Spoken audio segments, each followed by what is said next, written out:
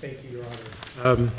Specifically, to Mr. Parker's points, as it relates to the each buying a ring in paragraph 12, and Mr. Parker offers to the court that perhaps they each bought their own ring. That doesn't matter. A ring was purchased. Each bought a ring to show that they were married. At the time of the agreement was made, a ring was purchased. Either they exchanged it or they purchased it on their own, the court found, to show that they were married.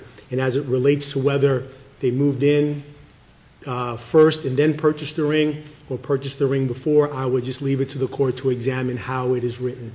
That sentence, they each purchased the ring to show that they were married, comes before the sentence that states the parties lived together in Texas. And if that's what we have to go on, Your Honors, respectfully, that's what we have to go on. And as it flows, the offer, the acceptance, the purchase of the ring, and then we have the parties living together. Mr. Parker also brings up the behavior in Texas, in which I stated in my brief, Your Honor, and very respectful to the Court of Appeals. It has set up an issue where there is a common law divorce in this state if the parties who live in Texas come to North Carolina and behave in an inconsistent manner to a common law informal marriage that was developed in Texas. I'm originally from New York. I've been married 17 years in the state of New York. If I come here, I now live here for 6 years. If I act inconsistent with my marriage, I'm certain that my wife will be contacting Mr. Park.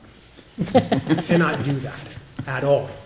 I must honor the agreement that I made in New York in this case, even though in that situation it is a formal marriage.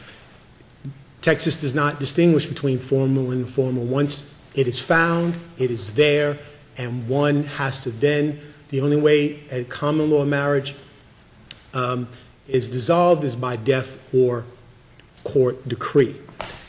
As it relates to the tax return, which is very interesting, that my client signed and filed the tax return for herself and her husband electronically. There is no signature, but that was done under penalty of perjury. And both Ms. Garrett and Mr. Burris held themselves out to that standard, that if they're not married, that the federal court will say, you have perjured yourself. He was on the hook. So to suggest that he had nothing to do with it, respectfully, Your Honor, that doesn't hold weight. We would ask that the court uphold Judge Beasley's dissent and find that an agreement to be married was found in paragraph number 12, that Judge Beasley did not insert her judgment based on over Judge Hendricks. Rather, what she did say is that paragraph 15 is not conflicting at all, simply because the elements, the three elements, the agreement, the living together prior, after agreeing to be married, and holding himself out socially as married exist as of paragraph 13. What comes thereafter is not conflicting at all. Thank you. Thank you, Mr. Thank you, Madam Clerk.